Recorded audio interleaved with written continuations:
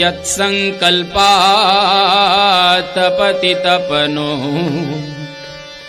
વાતિ વાત સમિંદે વહ નિર્ધત્તે ધરણીરુદધી લંઘતે નૈવ વેલા સોયં શ્રીમાન નિખિલ જગતા અંતરાત્માવતીર્ણો ધર્મં રક્ષન દિશતુ કુશલમ સ્વામિનારાયણો નઃ યદરોમ વિવરેલીના અંડાનાં કોટયઃ પૃથક્ તદક્ષરં ગુણાતીતં ગુણાતીતં નમામ્યહં. ભગવતે શ્રી સ્વામિનારાયણાય નમો નમઃ. શ્રી અક્ષર પુરુષોત્તમાભ્યામ નમો નમઃ.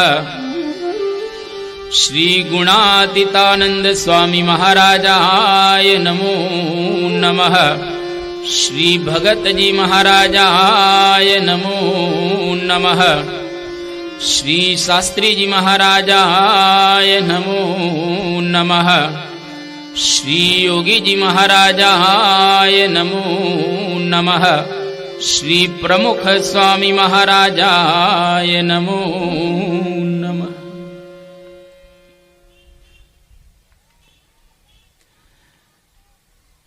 બ્રહ્મ સ્વરૂપ શાસ્ત્રીજી મહારાજ એટલે એક એવું આકાશ કે જેનો કોઈ અંત રહેલો નથી.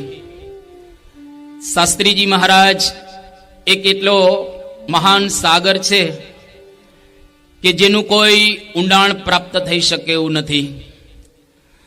શાસ્ત્રીજી મહારાજ એક એવા મહાન પુરુષ રહેલા છે કે જેની ગાથા આપણે ગાઈ ગાઈને થાકી જઈએ તો એ વક્તાઓ બધા પોતાના જીવનની અંદર ગમે તેટલી ગાથાઓ ગાય પણ એના ગુણનો અંત આવે એવો નથી.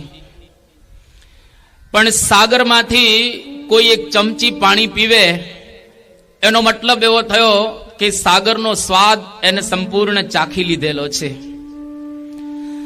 સમગ્ર સાગર કોઈ પી શકે એમ નથી, પણ એમાંથી એક ચમચી જો આપણે પીધેલી હોય તો એનો મતલબ એવો થયો કે સાગર શું છે એ આપણને સમજાઈ જાય. એમ શાસ્ત્રીજી મહારાજનું જીવન તો અગાધ રહેલું છે, પણ એમાંથી યત્કિંચિત આપણી બુદ્ધિ પ્રમાણે, સમય પ્રમાણે, સાનુકૂળતાને લઈ અને જેટલું કંઈ સાંભળ્યું એટલું આપણા જીવનની અંદર જો ખરેખર આત્મસાત થાય તો આપણે પણ એવા મહાન ગુણો પ્રાપ્ત કરી શકીએ. બાકી ઋષિઓ થાકી ગયા. અરે ભક્તો ભગવાનને ભજી ભજી અને હજારો જન્મની સાધનાને અંતે પણ મેળવી શક્યા નથી. આપણા કેટલા સદભાગ્ય કહેવાય કે બહુ જ ઓછા સાધન કરેલા છે, છતાં પણ આવા પુરુષને જો આપણે સમજી લઈએ તો બહુ જ વ્યવસ્થિત રીતે કોઈ પણ પ્રકારના પ્રયાસ વિના શાંતિથી અક્ષરધામના અધિકારી બની શકીએ. બાકી જેમ તુલસીદાસજી રામાયણની અંદર બહુ સુંદર એક ગાયેલું છે કે ઋષિઓ બધા થાકી ગયા જન્મો જન્મ સાધના કરીને, તો પણ એના ધ્યાનમાં ભગવાન નથી આવ્યા, એને ભગવાનને દર્શને નથી આપ્યા. અને આપણે કોઈ એવી સાધનાઓ કરેલી નથી, પરંતુ છતાંય આપણા ધ્યાનમાં આવ્યા, આપણા ઘરમાં આવ્યા અને આપણને અનંત રીતે એમને આશીર્વાદ પણ આપ્યા. એ એમની કૃપા ગણાય, એમની કરુણા ગણાય, એમની અનુકંપા આપણી ઉપર ગણાય. એટલે તુલસીદાસજી રામાયણમાં બહુ સુંદર એક ચોપાઈ લખે છે કે જન્મ જન્મ મુનિ જતન कराही अंतराम कहीं आवत नाही. जन्म जन्म मुनि जतन कराई अंतराम कहीं आवत नाही. जन्म जन्म मुनि जतन कराही अंतराम कहीं आवत नाही. जन्म जन्म मुनि जतन कराई अंतराम कहीं आवत नाही. अंतराम कहीं आवत नाही.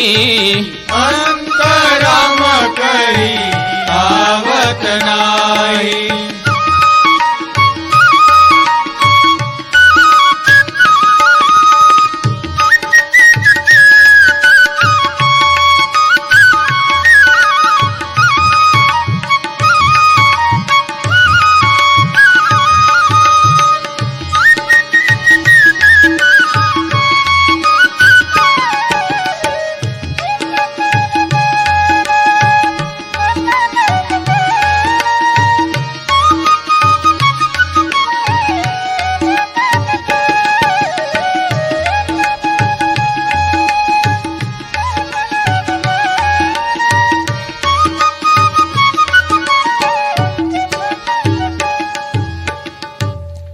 તો ઋષિઓની સાધના એના અંતે જો ભગવાનને મળતા ન હોય તો આપણે તો કોઈ એવી સાધના કરેલી નથી, અને છતાંય આપણી બધાની મહેચ્છા એવી રહેલી છે કે આને આ જન્મે આપણે અક્ષરધામના અધિકારી થવું છે.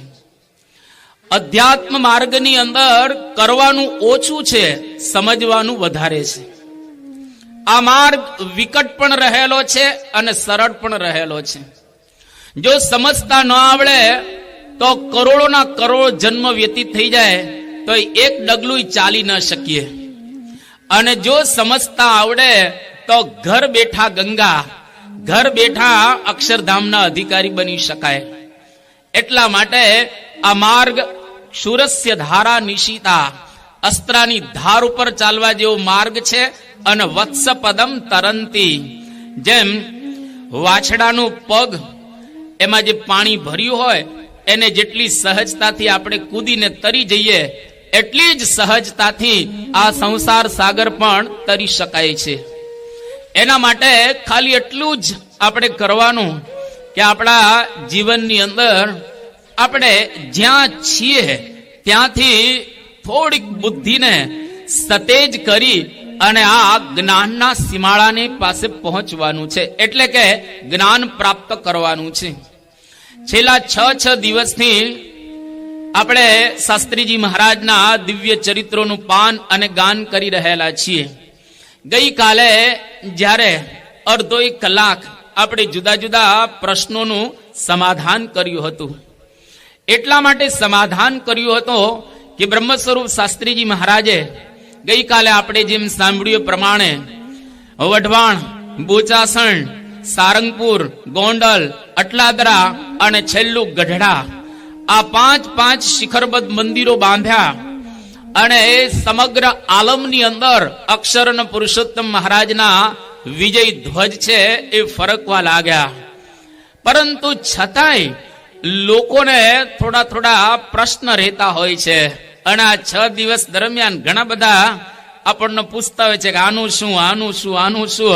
એટલે એક સાથે આપણે આ બધા પ્રશ્નોનું સમાધાન એટલા માટે કર્યું, અને 1-2 પ્રશ્ન બાકી છે એને આપણે સમાપન કરી અને પુનઃ શાસ્ત્રીજી મહારાજ એમના જીવન ચરિત્રનો જે અંતિમ ભાગ રહેલો છે એને આપણે સ્પર્શ કરીશું. ગઈકાલે આપણે 4 પ્રશ્નોનું સમાધાન કર્યું હતું. એક પ્રશ્ન આપણને એવો પૂછતા હોય છે કે આચાર્ય મહારાજ જે દીક્ષા આપે એ જ દીક્ષા માન્ય ગણાય, બીજી કોઈ દીક્ષા માન્ય ન ગણાય. કારણ કે શિક્ષાપત્રીની અંદર શ્રીજી મહારાજે 128માં શ્લોકની અંદર કહ્યું છે કે મદાશ્રિતાનામ સર્વેષામ ધર્મ રક્ષણ હેતવે ગુરુત્વે સ્થાપિતાભ્યાંચ તાભ્યામ દીક્ષા મુમુક્ષવઃ. બહુ સ્પષ્ટ આ શ્લોક રહેલો છે કે મદાશ્રિતાનામ સર્વેષામ, મારા જેટલા કઈ આશ્રિતો રહેલા છે એના ધર્મ રક્ષણ હેતવે, એના ધર્મનું રક્ષણ થાય એ હેતુ માટે ગુરુત્વે સ્થાપિતાભ્યામ તાભ્યાંચ, આ બેયને એટલે કે રઘુવીરજી મહારાજ અને અયોધ્યા પ્રસાદજી મહારાજને ગુરુપણા ને લઈ અમે સ્થાપેલા છે, એટલે કે એને ગુરુ કરેલા છે. અને દીક્ષા મુમુક્ષવઃ, એમના શરણે કોઈ આવે તો એમને સાધુની દીક્ષા આપવી. બહુ સ્પષ્ટ છે.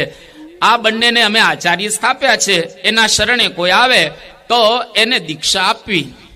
અહીંયા આગળ શિક્ષાપત્રીના શ્લોકમાં મહારાજ એવું નથી કહેતા કે આચાર્ય આપેલી દીક્ષા જ માન્ય ગણાય, બીજી કોઈ દીક્ષા માન્ય ન ગણાય. ખાલી બે જ શબ્દ રહેલા છે, મુમુક્ષવઃ દીક્ષા, મુમુક્ષોને દીક્ષા આપવી જોઈએ.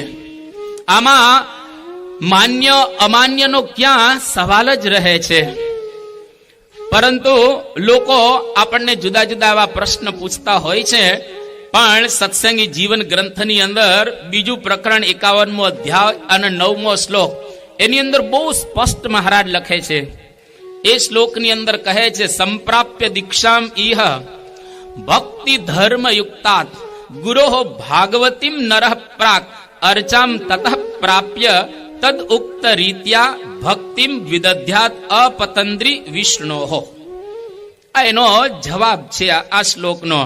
મહારાજ એની અંદર કહે છે કે આલોકની અંદર ધર્મ અને ભક્તિથી યુક્ત જે ગુરુ હોય એ ગુરુ પોતે ભાગવતીમ દીક્ષામ, એ ભાગવતી દીક્ષા આપી શકે અને એની પાસેથી મૂર્તિ લઈ અને ભગવાનની પૂજા કેવી રીતે કરવી? અપતંદ્રી એટલે કે આળસનો ત્યાગ કરીને ભક્તિ વિદધ્યાત, ભક્તિ કરવી જોઈએ.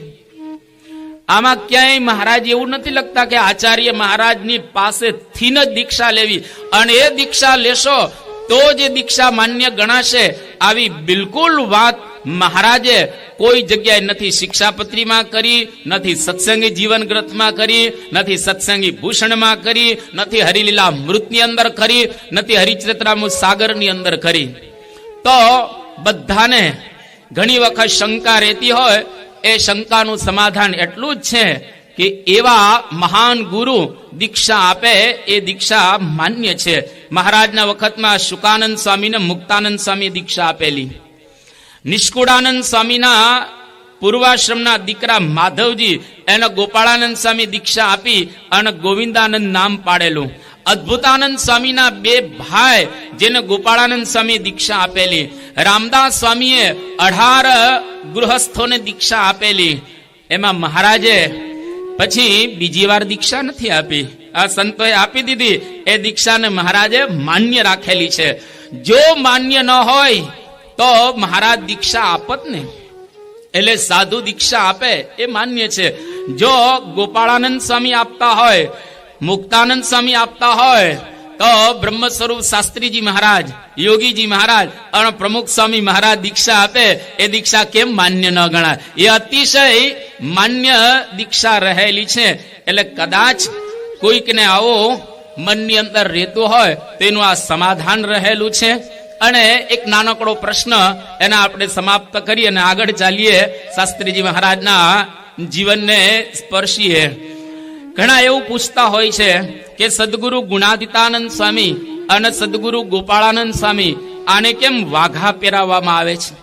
એ બંને તો સાધુ છે, તો સાધુને કેમ ઘરેણા, સાધુને કેમ વાઘા આ બધું પહેરાવવામાં આવે છે?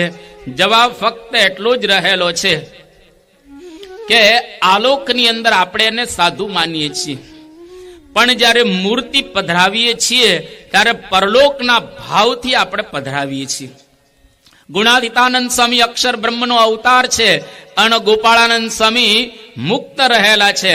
એટલે અક્ષરધામના મુક્તના ભાવથી આલોકની અંદર જયારે આપણે મૂર્તિ પધરાવીએ છીએ ત્યારે વાઘા ધરાવીએ છીએ. આલોકનો ભાવ નથી, પરંતુ પરલોકનો ભાવ છે. તમે ગઢડાની અંદર જશો જૂના મંદિરમાં, તો અક્ષર ઓરડીમાં એક તખ્તો છે જેની અંદર અક્ષરધામની સભા બતાવવામાં આવેલી છે. અમદાવાદ મંદિરની અંદર અક્ષર ભવનમાં જશો, ત્યાં પણ એક તખ્તો છે જેમાં અક્ષરધામની સભા બતાવેલી છે. આપણા ગોંડલ મંદિરમાં જશો, સભા મંડપની અંદર એક તખ્તો છે જેમાં અક્ષરધામની સભા બતાવવામાં આવેલી છે. એમાં મહારાજનો આકાર અને બધા મુક્તોનો આકાર સરખો જ છે. કોઈ આકારમાં અક્ષરધામમાં ભેદભાવ રહેલા નથી. એટલે આલોકની અંદર એમને વાઘાને ઘરેણા આપણે પહેરાવીએ છીએ પરલોકના ભાવથી. સર્વે દિવ્ય છે રે ત્યાં તો જોયાની છે જુક્ત. આ પ્રેમાનંદ સ્વામી ગાયેલું છે. નિષ્કુળાનંદ સ્વામી કહ્યું કે અક્ષરધામ કેવું છે, તો કે તેજ તેજ જ્યાં તેજ અંબાર, તેજોમય તન તેના રે, તે તેજ મધ્ય સિંહાસન શોભે, ત્યાં બેઠા બહુ નામી રે. એટલે અક્ષરધામની અંદર એક સિંહાસનની આજુબાજુ અનંત કરોડો મુક્તો બેઠેલા છે. એમાંના એક મુક્ત ગોપાળાનંદ સ્વામી અને મહારાજની સેવામાં રહેલા એવા ગુણાતીતાનંદ સ્વામી. એટલે ધામના ભાવથી જ આપણે એમને વાઘા પહેરાવીએ છીએ, ઘરેણા પહેરાવીએ છીએ અને લાડ લડાવીએ છીએ. જો ધામનો ભાવ ન હોય તો આપણા મંદિરની અંદર રાધાજી અને લક્ષ્મીજીની સેવા કોઈ સંતો ન કરી શકે, કારણ કે બંને સ્ત્રી છે અને સંતો એને તો સ્ત્રીનો ત્યાગ છે. અષ્ટ પ્રકારે અબડા કેરો ત્યાગ કરે સો ત્યાગી, વિષય થકી વૈરાગ્યને પામ્યા સો સાચા વૈરાગી. 8 પ્રકારે સ્ત્રીનો ત્યાગ રાખવો જોઈએ. તો આ તો બે સ્ત્રી છે, એને થોડા કપડા પહેરાવાય સંતોએથી. પણ એ રાધાને આલોકના ભાવથી નથી જોતા, લક્ષ્મીને આલોકના ભાવથી નથી જોતા, એ તો પરલોકના ભાવથી આપણે જોઈએ છીએ. એટલા માટે સંતો એને કપડા પહેરાવે છે. આજે તમે જુઓ, પરોક્ષની અંદર હનુમાનજી વાનર હતા, ગણપતિનું મસ્તક હાથીનું હતું અને નરનારાયણ ઋષિ હતા. આ ત્રણેય આવા હતા. જો આલોકનો ભાવ જોવામાં આવે તો એને કઈ રીતે આવા વાઘા શોભે.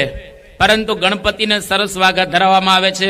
હનુમાનજી તો પશુ કહેવાય, એને અદભુત વાઘા ધરાવવામાં આવે છે. નરનારાયણ ઋષિ છે, એને પણ અદભુત વાઘા ધરાવે છે. એ કયા ભાવથી? પરલોકના ભાવથી. આલોકનો ભાવ એમાં રહેલો નથી. શ્રીજી મહારાજે પણ એ તવરાના મેળાની અંદર ગુણાતીતાનંદ સ્વામી અને ગોપાળાનંદ સ્વામીને જરિયાની વસ્ત્રો પહેરાવેલા. મહારાજની હાજરીમાં સાધુ હતા ત્યારે અને મહારાજે પહેરાવેલા વસ્ત્રોના બે સંતોએ પહેર્યા હતા. અને અચિંત્યાનંદ બ્રહ્મચારીએ ગુણાતીતાનંદ સ્વામીની સ્તુતિના કેટલાય શ્લોકો ગાયેલા છે. એમાંનો એક શ્લોક મુહુર યસ્મૈ પાદાત, આ જે શ્લોક છે એની અંદર ગુણાતીતાનંદ સ્વામીને શ્રીજી મહારાજે ઘણી વખત જરિયાની વસ્ત્રો આપ્યા છે અને આ અંગીકાર કરેલા છે. એનો મતલબ એવો થયો કે આપણા મંદિરોની અંદર આ વાઘા વગેરે ધરાવવામાં આવે છે એ પરલોકના ભાવથી, નહીં કે આલોકના ભાવથી. અને છેલ્લો પ્રશ્ન કહીએ, 115મો શ્લોક. વારે વારે હરિભક્તો સંતોની પાસે આવી અને આ પ્રશ્ન પૂછતા હોય છે કે સ્વામી 115મા શ્લોકની અંદર કહ્યું છે, કૃષ્ણસ્તદ અવતારાશ્ચ ધ્યેયા તત્ પ્રતિમાપી ચ ન તુ જીવા નૃદેવાદ્યા ભક્તા બ્રહ્મવિદોપી ચ. એટલે કે કૃષ્ણ ભગવાન, એટલે કે ભગવાન, તદ અવતારાહા, એના અવતારો, આનું ધ્યાન કરાય, ભગવાનનું ધ્યાન કરાય, ભગવાનના અવતારોનું ધ્યાન કરાય. પણ માણસ કે દેવતા કે બ્રહ્મવિદ એટલે કે બ્રહ્મને જાણનારા એનું ધ્યાન ન કરાય. અને તમે બધા પ્રમુખ સ્વામીનું ધ્યાન કરો છો એ બરાબર નથી. બહુ સરળ રીતે આનું ભાષ્ય તમે વાંચો એટલે તમને તરત જ જણાઈ જશે કે મહારાજ બહુ સ્પષ્ટ કહે છે, બ્રહ્મવિદ એટલે કે બ્રહ્મને જાણનારો હોય એનું ધ્યાન ન કરાય, પણ બ્રહ્મ સ્વરૂપ પ્રમુખ સ્વામી મહારાજનું ધ્યાન કરાય. ફક્ત બ્રહ્મને નિરૂપણ કરીને જાણતો હોય એનું ધ્યાન કરવામાં બાદ છે. અને શતાનંદ સ્વામીએ જ એનો જવાબ આપેલો છે. શ્રીજી મહારાજે તો જવાબ આપ્યો જ પ્રથમના 5મા વચનામૃતમાં કે રાધિકાએ સહિત એવા શ્રી કૃષ્ણ ભગવાનનું ધ્યાન કરવું. જો રાધાની સાથે ધ્યાન કરાતું હોય તો ગુણાતીતની સાથે મહારાજનું ન થાય. જો સીતાની સાથે રામનું થતું હોય, લક્ષ્મીની સાથે નારાયણનું થતું હોય, શંકરની સાથે આ પાર્વતીનું થતું હોય તો અક્ષરની સાથે પુરુષોત્તમનું. કેટલું સરળ રહેલું છે, પણ લોકો આને સમજી શકતા નથી. એટલા માટે ધ્યાનનો બાંધ કોને છે તો અહીંયા આગળ બતાવવામાં આવ્યું. બહુ 2 જ શ્લોક છે, શતાનંદ સ્વામીએ ટીકામાં લખ્યા છે. કયા 2 શ્લોક? કે પશ્ચાત ઉદ્ભુત બોધાશ્ચ ધ્યાને નૈવોપકારકાઃ નૈસર્ગિકો નવૈ બોધ તેષામ અપિ અંતતો યતઃ તસ્માત અમલમ બ્રહ્મ નિસર્ગાત એવ બોધવ. આ 2 શ્લોકની અંદર બતાવવામાં આવ્યું કે પશ્ચાત ઉદ્ભુત બોધ, જેને પાછળથી બોધ ઉત્પન્ન થયેલો એટલે કે જ્ઞાન ઉત્પન્ન થયેલું હોય એનું ધ્યાન નહીં કરવાનું. એટલે કે જીવ હોય એમાંથી મુક્ત અવસ્થાને પ્રાપ્ત કરેલી હોય એવા મુક્તનું ધ્યાન નહીં કરવાનું. પણ અહીંયા આગળ શબ્દ વાપરો નૈસર્ગિકો વૈ બોધ, જેને પાછળથી બોધ ઉત્પન્ન થયો નથી. નૈસર્ગિક એટલે કે જ્ઞાનનું મૂર્તિમાન સ્વરૂપ હોય. તસ્માત અમલમ બ્રહ્મ એટલે કે અક્ષર બ્રહ્મ હોય એના ધ્યાનનો કોઈ પણ પ્રકારનો શાસ્ત્રમાં બાદ રહેલો નથી. એટલે આપણી પરંપરામાં ગુણાતીતાનંદ સ્વામી, ભગતજી મહારાજ, શાસ્ત્રીજી મહારાજ, યોગી બાપા અને આજે વર્તમાન કાળ પ્રમુખ સ્વામી મહારાજ, આ બધા જ અક્ષર બ્રહ્મના સ્વરૂપો રહેલા છે. નૈસર્ગિક એને તો સહજ આ પ્રમાણે બોધ રહેલો છે. એટલે એના ધ્યાનમાં કોઈ પણ પ્રકારનો બાધ રહેલો નથી. એનું પ્રેમથી ધ્યાન કરી શકાય, કારણ કે એની અંદર શ્રીજી મહારાજ રહેલા છે.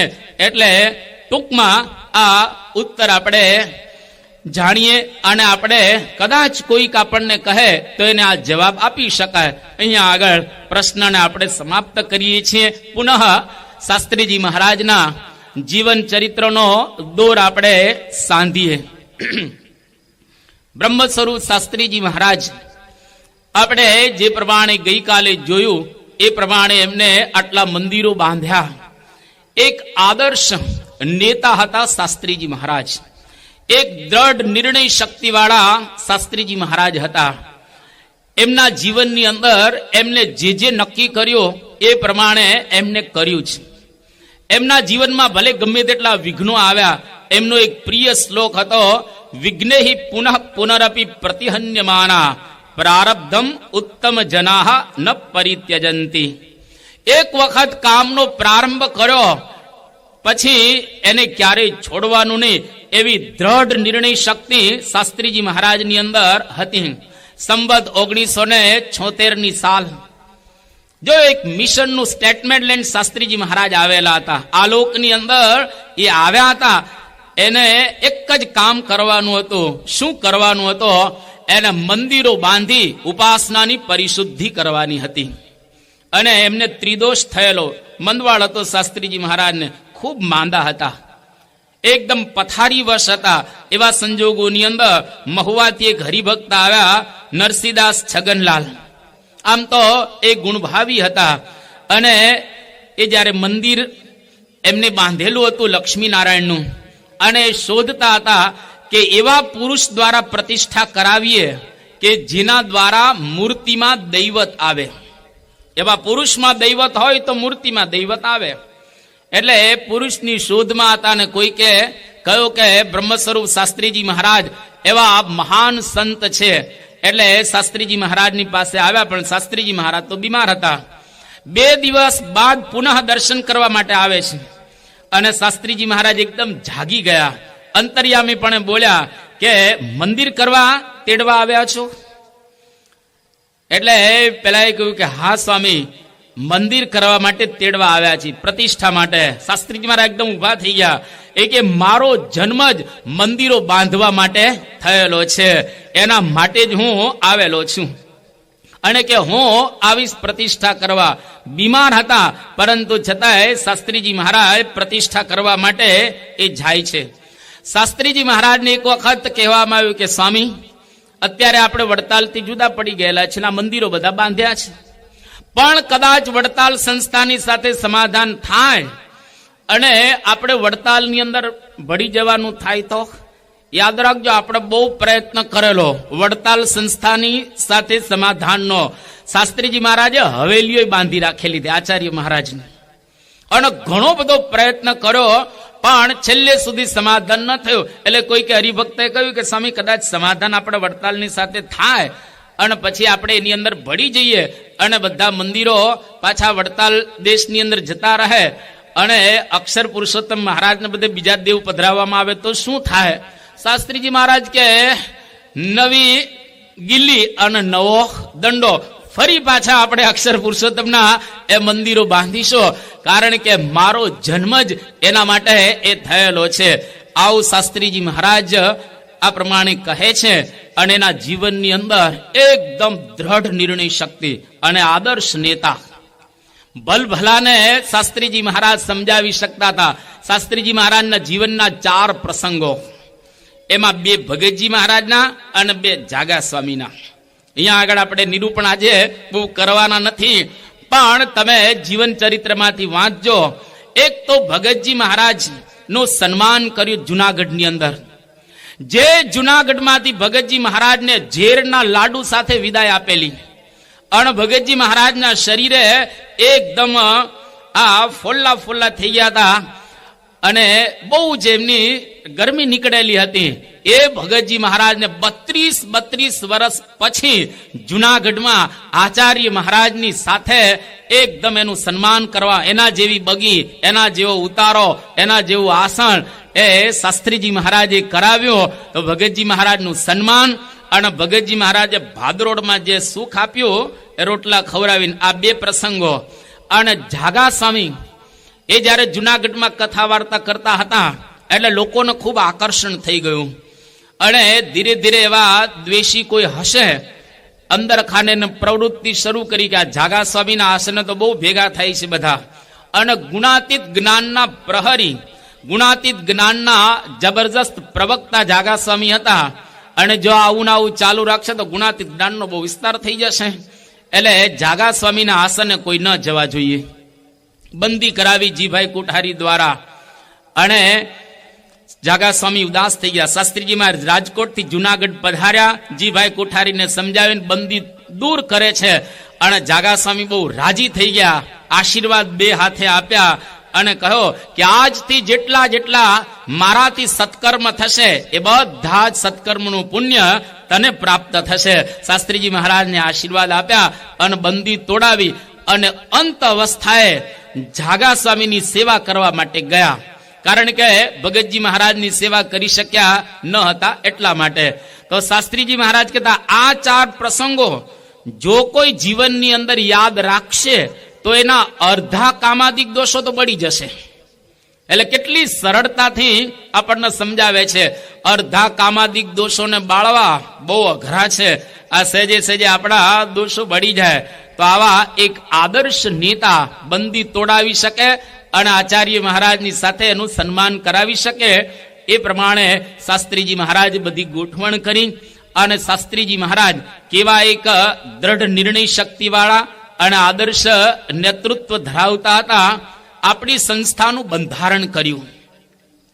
જો આજે લગભગ ગુજરાતની અંદર 1.5 લાખ જેટલા ટ્રસ્ટ છે. ચેરિટી કમિશનર ગુજરાતના, એમને થોડા વર્ષ પહેલા રિપોર્ટ આપેલો હતો. શું રિપોર્ટ એને આપ્યો કે ગુજરાત એ વખતે 92,000 ટ્રસ્ટ હતા આખા ગુજરાતમાં, અત્યારે વધી ગયા છે.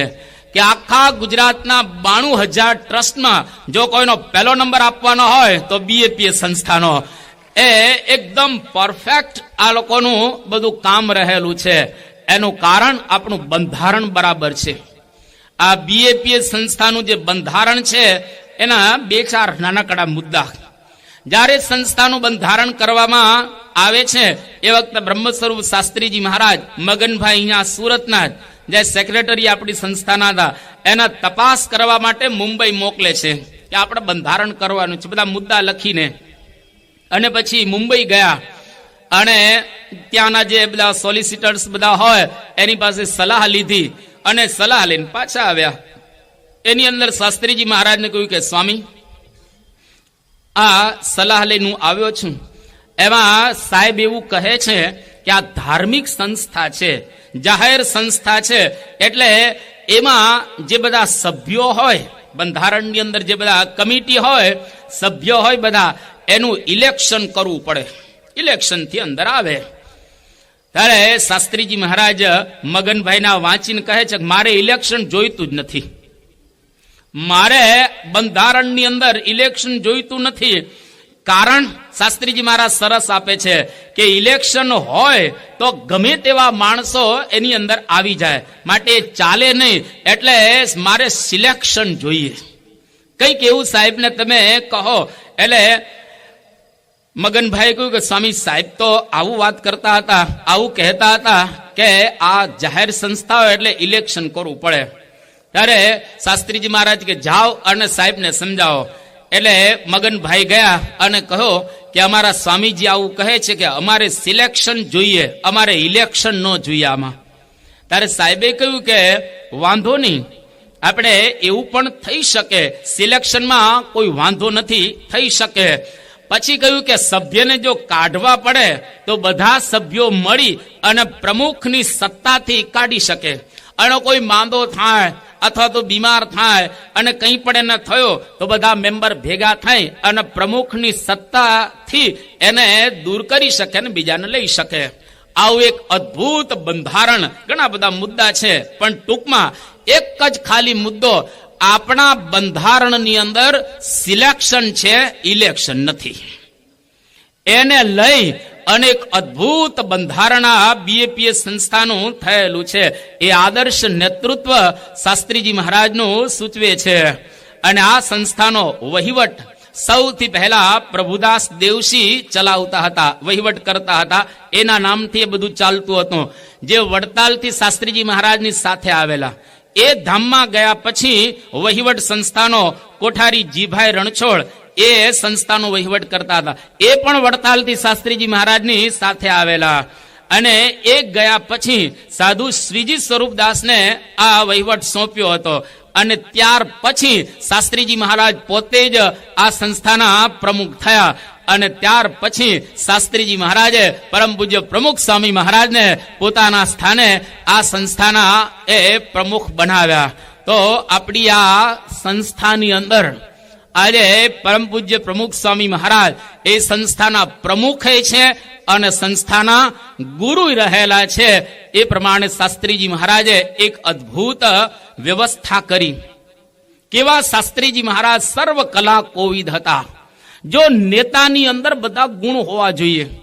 અને આ તો અક્ષર બ્રહ્મ છે, એટલે સેજે સેજે એની અંદર બધા જ ગુણો હોય જ. જ્યારે સારંગપુર મંદિર પૂર્ણતાને આરે પહોંચ્યો અને પ્રતિષ્ઠાના દિવસો નજીક આવ્યા, એ વખતે મૂર્તિ ત્યાં જયપુર ઘડાતી હતી. અને શાસ્ત્રીજી મહારાજ ત્યાં આગળ ગયા જયપુરની અંદર. એ વખતે શિલ્પી હતો ગિરધારી, બહુ સારો શિલ્પી હિન્દુસ્તાનની અંદર કહેવાય એવો હતો. અને ત્યાં આગળ જઈને શાસ્ત્રીજી મહારાજ મૂર્તિ જોઈ હરિકૃષ્ણ મહારાજની. શાસ્ત્રીજી મહારાજના મૂર્તિ ગમી નહીં. અને પેલા ગિરધારીને કહ્યું કે આ મૂર્તિ તે બરાબર બનાવીને તું મને ટાંકણું આપ, મારે મૂર્તિને સરખી કરવી છે. હવે આ તો પેલો એકદમ ગભરાઈ ગયો ગિરધારી શિલ્પી, કારણ કે ટાંકણામાં સેજ જો ગડબડ થઈ જાય, વાગી જાય તો મૂર્તિ આખી બગડી જાય, પથ્થર બગડે.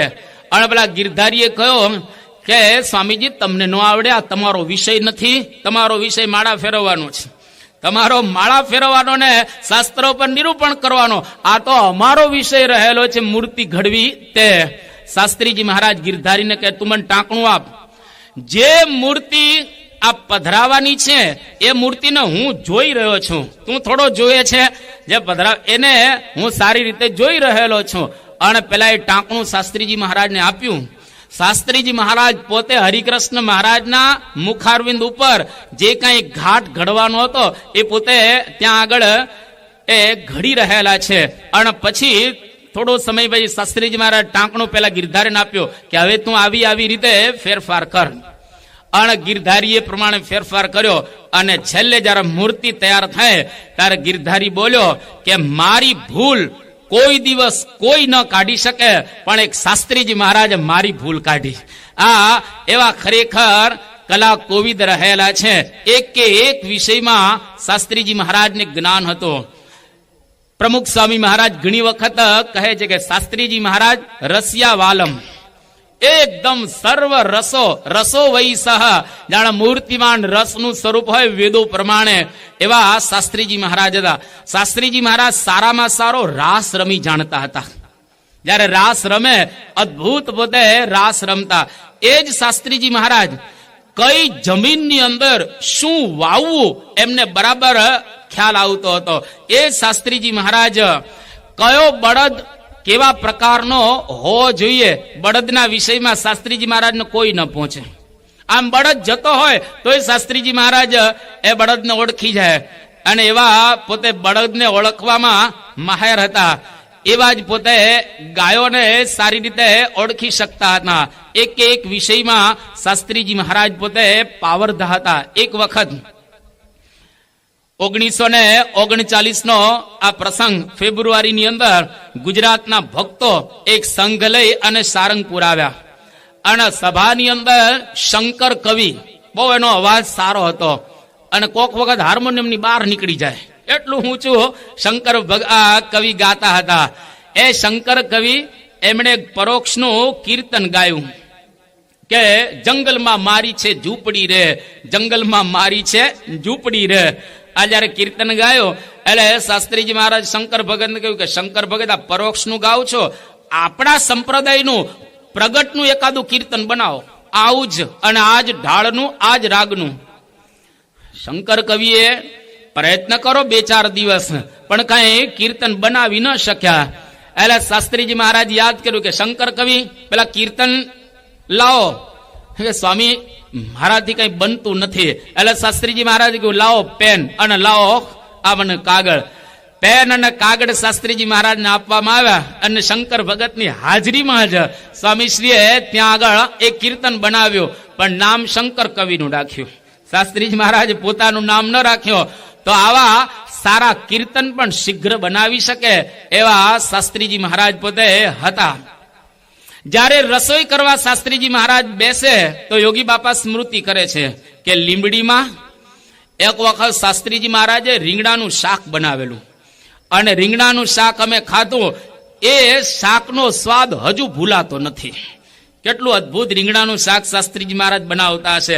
એક વખત મેવાસાની અંદર શાસ્ત્રીજી મહારાજે અડદની દાળ બનાવેલી યોગી બાપા કે, અને અડદની દાળ ન ભૂતો ન ભવિષ્યની અદ્ભુત દાળ, એવી દાળ યોગી બાપા કે હજુ કોઈ દી ચાખી નથી. એક વખત શાસ્ત્રીજી મહારાજે ભાદરણની અંદર કઢી બનાવેલી, અને એમાં ભીંડો નાખીને કઢી બનાવેલી.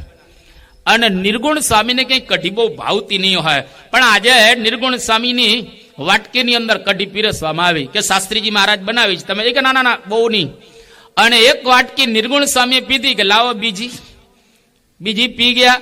એ કે લાવો ત્રીજી વાટકી પણ આ પી ગયા. યોગી બાપા એવું કહે છે કે નિર્ગુણ સ્વામીએ ખીચડી બાજુમાં મૂકી દીધી ને એકલી કઢી ખાધી, એકલી કઢી જ પીધી. આવી અદ્ભુત શાસ્ત્રીજી મહારાજ પોતે કઢી બનાવતા. પૂરણ પોળી શાસ્ત્રીજી મહારાજ બનાવે, અદ્ભુત પૂરણ.